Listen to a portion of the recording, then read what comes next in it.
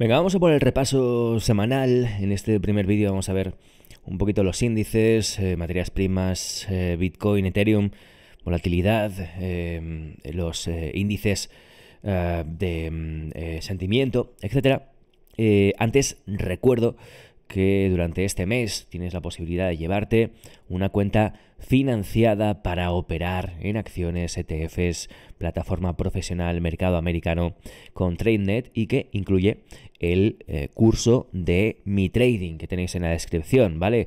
Es decir, tienes 3 paquetes diferentes, el primero es un reto, los 2 siguientes son cuentas reales directamente, tienes que cumplir evidentemente, pues básicamente unos requisitos que implican no tener pérdidas de más de $700 o $4.000, ¿vale? Pero son cuentas reales. Bueno, pues los 3 paquetes incluyen el curso gratuito y para siempre, ¿vale? Así que aprovechad esta oportunidad porque 2 de los paquetes cuestan incluso menos que el propio curso. Así que desde luego que es una oportunidad.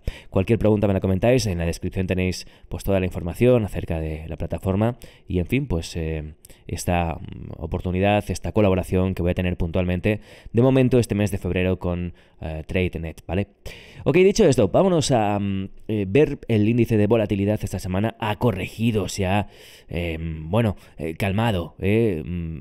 Realmente, bueno, desde niveles de resistencia ha caído bastante durante la semana, a pesar de que no ha sido una semana especialmente alcista o demasiado tendencial. Sí que es verdad que la volatilidad se ha relajado. Esto es bueno para el mercado en el sentido de que se relaja el miedo y este índice de volatilidad de opciones, pues al caer implica que los mercados no tienen esa presión bajista, ¿no? de compras de put que está frenando, ¿no? El posible desarrollo al alza de los precios. Aún así, estamos en una situación intermedia entre toda esta zona de resistencia en la que, fijaos, una vez más, esta vez, aunque parecía que se iba para arriba, una vez más esta zona de resistencia ha frenado, ¿no? Ha servido de techo para la volatilidad y estamos a mitad de esa zona y la zona, digamos, en la que nos gustaría ver la volatilidad, ¿no? En torno a los 20, entre 20, 18 y 17, sería una zona en la que se ha movido durante gran parte de 2021 con picos puntuales, pero ha hecho o ha permitido, ¿no? Pues un desarrollo alcista del mercado. De momento estamos en una situación, como digo, bastante intermedia. Si nos vamos a un gráfico intradiario, vemos que hemos tenido un pico interesante, ¿no? En este final de la semana, la volatilidad ha ido creciendo y ha caído finalmente el último día, el día 4 de febrero. Mientras no superemos el pico de la semana, mientras no superemos este 25.95, bueno, pues en principio tenemos la volatilidad controlada, pero sí que es verdad que en cuanto el mercado comienza a caer, la volatilidad se empieza a disparar, empieza a entrar el miedo y podemos estar otra vez en una situación realmente complicada. Dicho esto, el indicador Fear and Greed Index, como sabéis, aglutina un montón de indicaciones o de ratios o de gráficos, a su vez, como ya hemos explicado muchas veces, sigue en una situación en la que no está marcando miedo, no está marcando...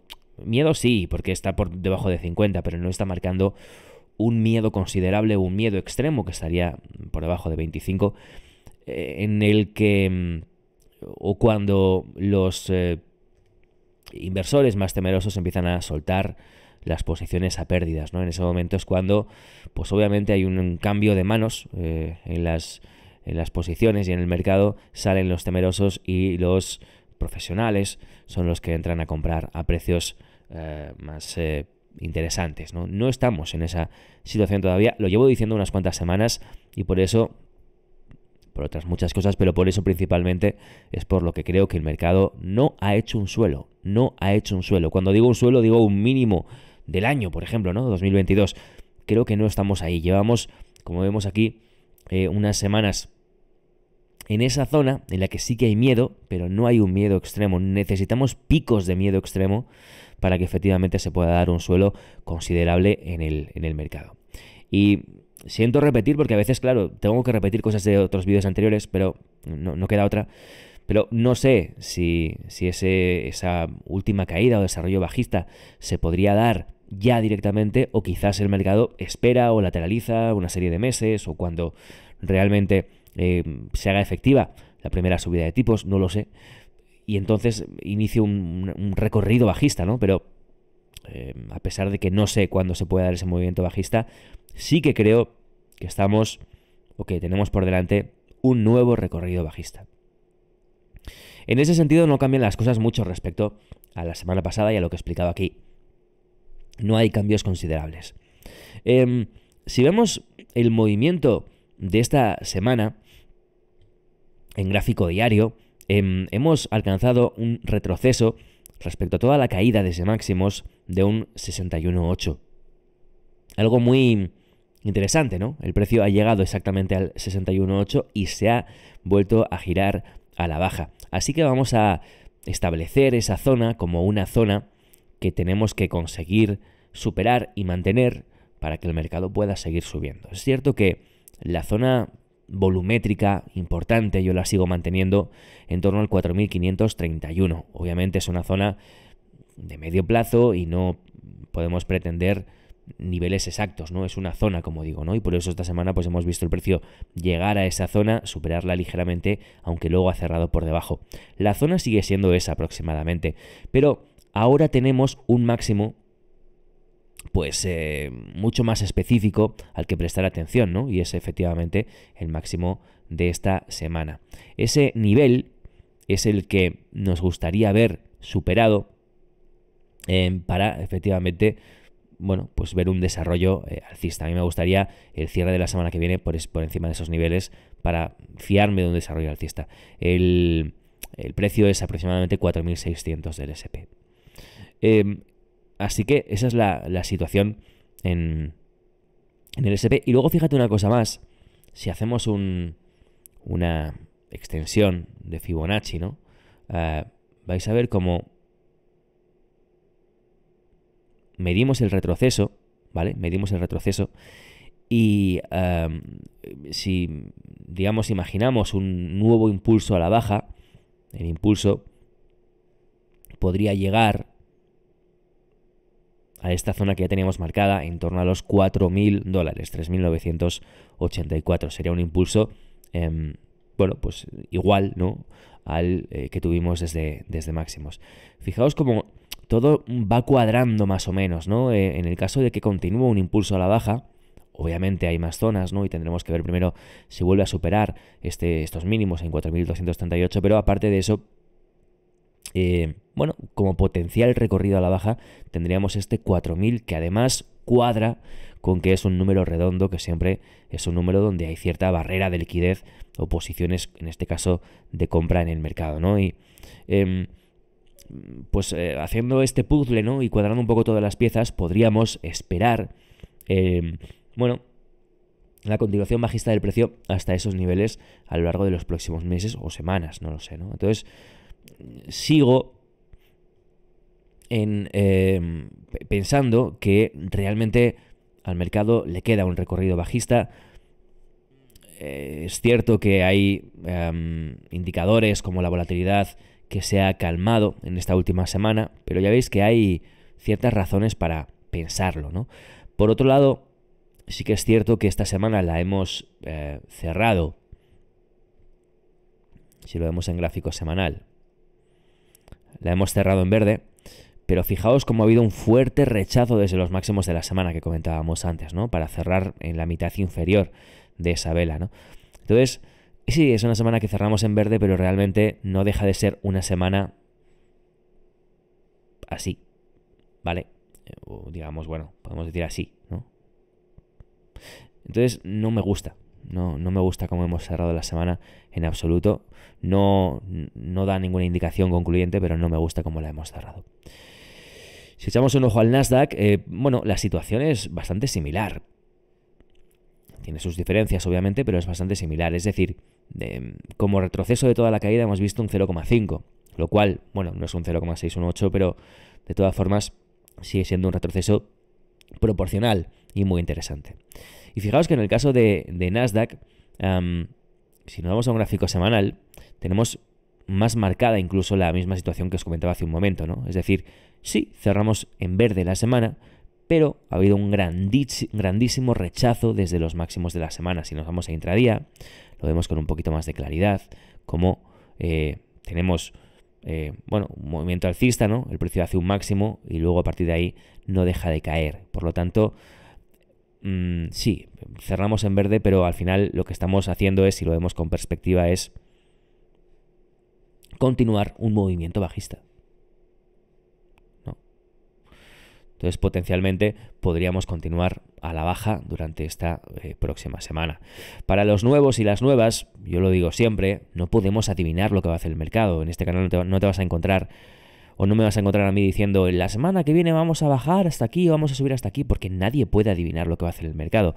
Pero podemos, digamos, basarnos en lo que estamos viendo, en las pistas que nos deja el mercado para intentar anticipar posibles movimientos.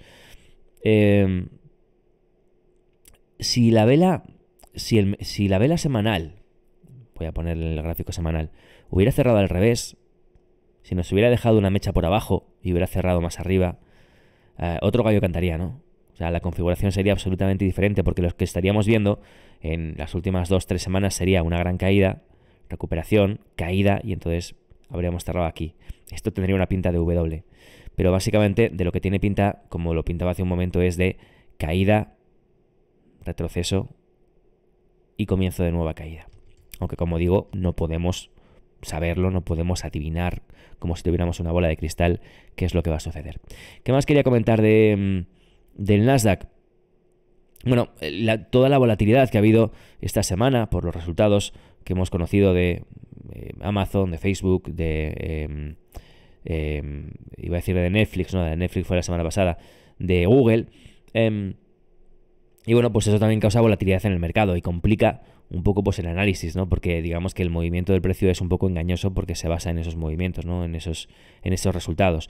Por ejemplo, esta semana vimos como, pues si no me equivoco, porque ha habido muchos resultados, tuvimos una grandísima caída por los resultados de Facebook, que tampoco fueron malos, a pesar de que el mercado los entendió así. Ahora vamos a hablar, en el siguiente vídeo hablamos de Facebook. Y luego tuvimos una fuerte subida por los resultados de Amazon, ¿no? Si no me confundo. Entonces, a lo que voy es que estos movimientos son engañosos, ¿no? Porque están basados en un resultado de compañías que tienen un gran peso dentro del propio índice, pero no expresan la realidad del mercado realmente. Por lo tanto, complica un poquito el análisis. Y bueno, por cerrar en intradía, ya lo comentaba en el vídeo anterior, hay una zona en intradía que me gustaría ver rota la próxima semana para pensar en un inicio de un movimiento alcista, ¿no? Y es este 14.841. La línea morada, el giro alcista intradía que pone aquí, digamos, ya se superó. Esto era intradía, me refería al viernes, que es cuando hice el vídeo.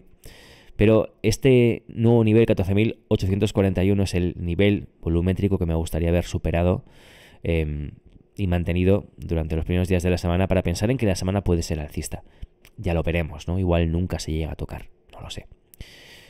Vamos a por el DAX, voy a acelerar un poquito. DAX, cuidado, lo he puesto aquí. Cuidado con el DAX. ¿Por qué?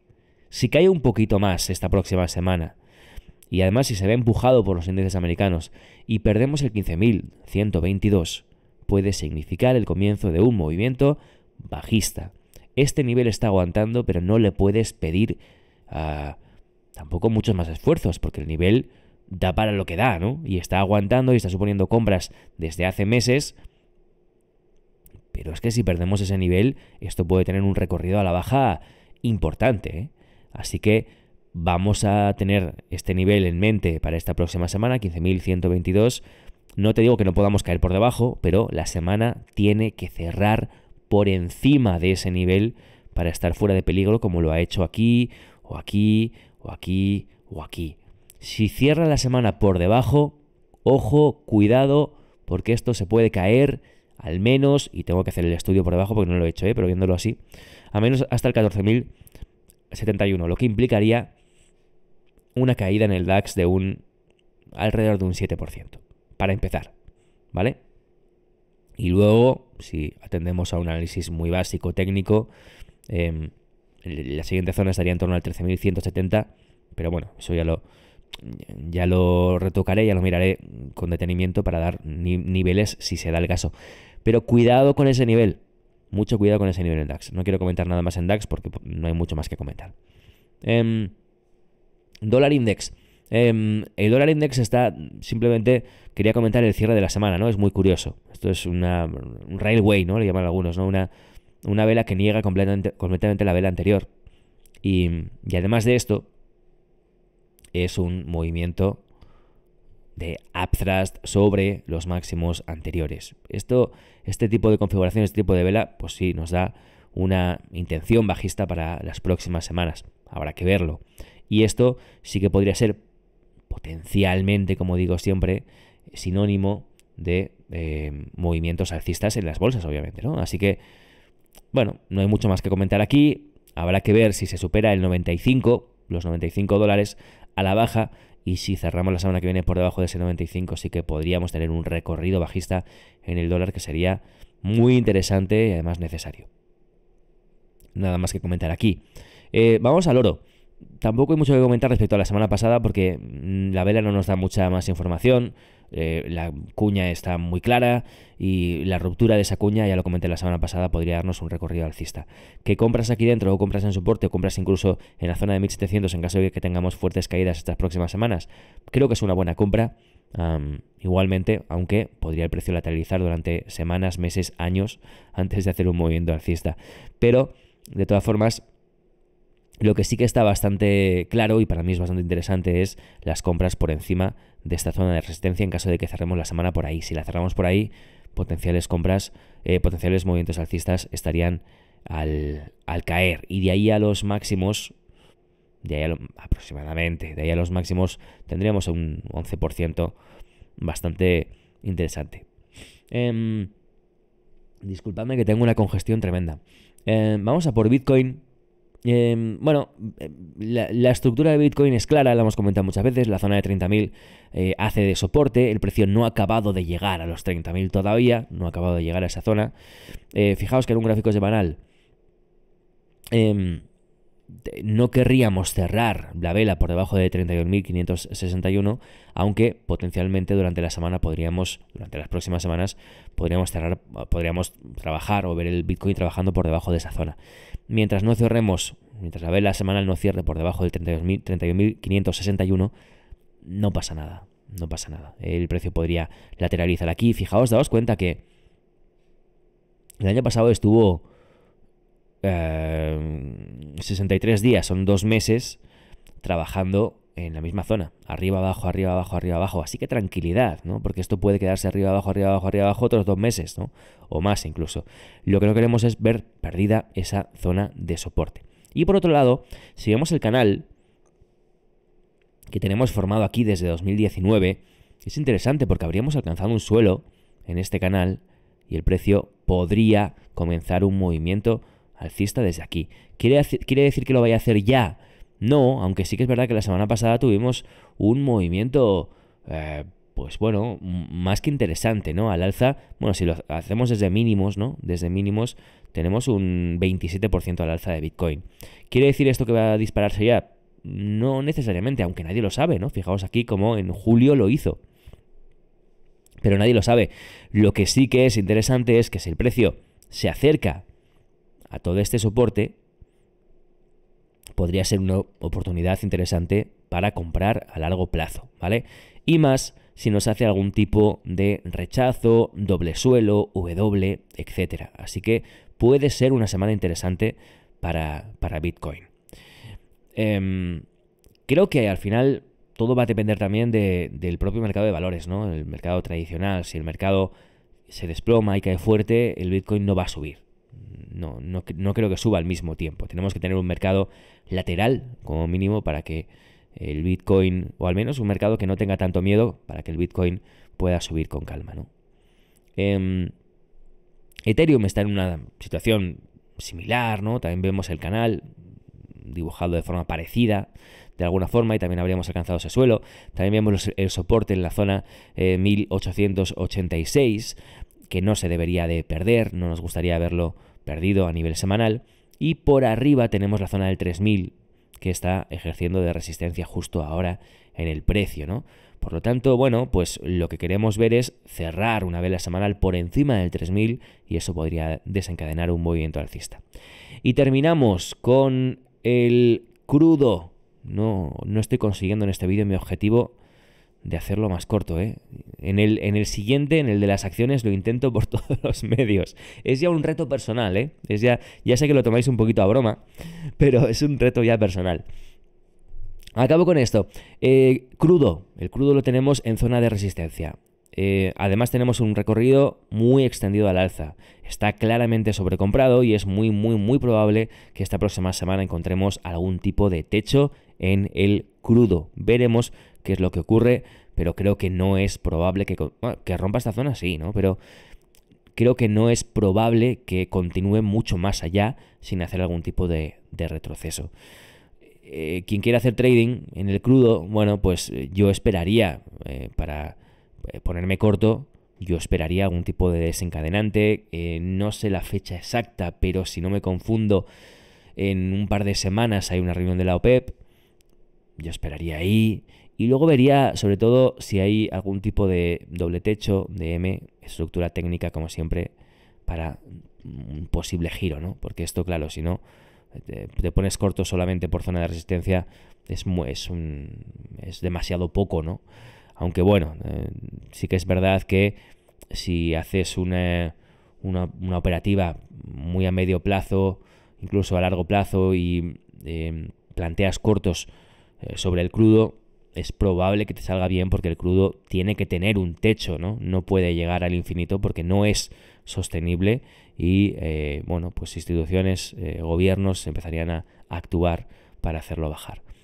Por tanto, bueno, no es mi trade, ¿eh? No me meto yo en el crudo, pero sí que es cierto que lo quería mostrar porque está en una zona bastante clave a nivel técnico, ¿eh? Luego habría que ver todas las noticias macro cómo llegan. Dicho esto, siguiente vídeo lo tienes disponible en el canal ya mismo, los voy a subir a la vez, simplemente de forma separada para que sean más cortitos.